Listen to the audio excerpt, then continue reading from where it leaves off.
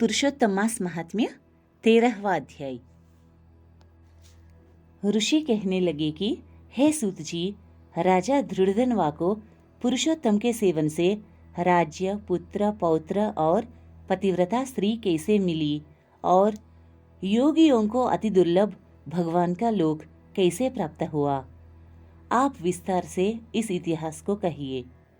सूत जी कहने लगे कि हे ऋषियों, आकाश गंगा की तरह पवित्र करने वाली सुंदर पुरानी धृड़धनवा की कथा मैं तुमसे कहता हूँ।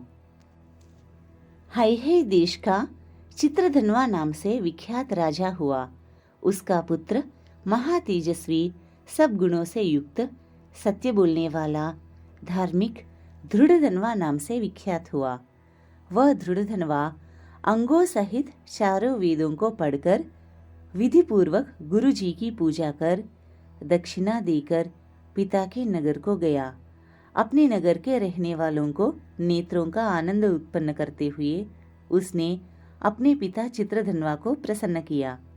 अब राजा चित्रधनवा अपने मन में विचार करने लगा कि स्त्री, घर, पुत्रादि छोड़कर मुझको भी वन में जाकर हरि का भजन करना चाहिए। ऐसा मन में विचार कर समर्थ राजा धृड़धनवा को सब राजपाट सौंपकर विरक्त होकर पुलह ऋषि के आश्रम को चला गया। वहां जाकर तप करने लगा। कितने ही काल तक तप करके चित्रधनवा हरि के धाम को चला गया।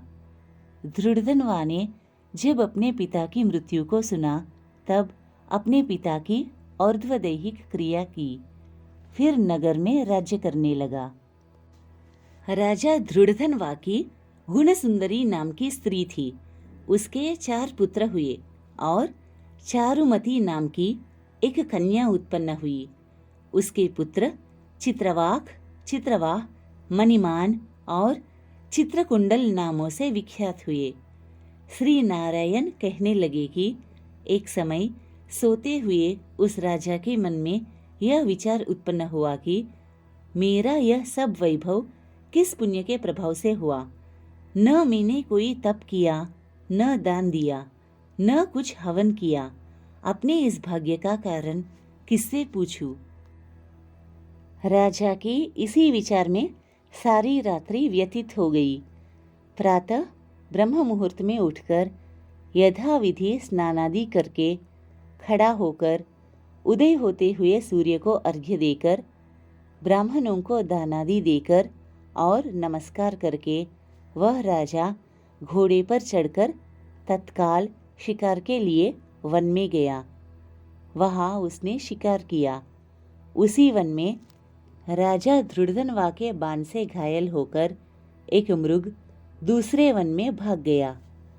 घायल मृग के शरीर से गिरते हुए रुधिर के निशानों से राजा धृड़धनवा भी उसके पीछे पीछे गया, पर थोड़ी देर में मृग राजा की निगाह से ओझल होकर कहीं छुप गया। राजा ने प्यास से व्याकुल होकर फिरते फिरते सागर के समान एक सरोवर को देखा। वहां पर तत्काल जाकर उसने पानी पिया। वही उसने अत्यंत घनी छाया वाला वट का वृक्ष देखा। उसकी जटा में घोड़ी को बांधकर राजा वहां बैठ गया। वहां पर वाणी बोलता हुआ तोता आया। राजा को अकेले बैठा हुआ देखकर वह शुक बार बार एक ही श्लोक बोलता रहा। तू पृथ्वी में अत्यंत सुख को देखकर सार वस्तु को नहीं विचारता तो कैसे पार पहुंचेगा।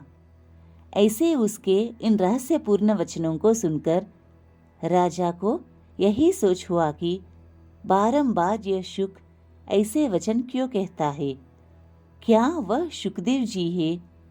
मुझ मूढ़ को संसार सागर में डूबे हुए देखकर मुझको श्री कृष्ण का भक्त समझकर मुझ पर कृपा करके उद्धार करने को आए हैं। वह इसी विचार में था कि पीछे से उसकी सेना आ गई। वह तोता तो राजा को उपदेश देकर अंतर्धान हो गया और राजा अपने नगर में शुक के वाक्यों को स्मरण करता रहा। श्री पुरुषोत्तम मास महात्म्य 13वां अध्याय समाप्त। जय श्री कृष्ण।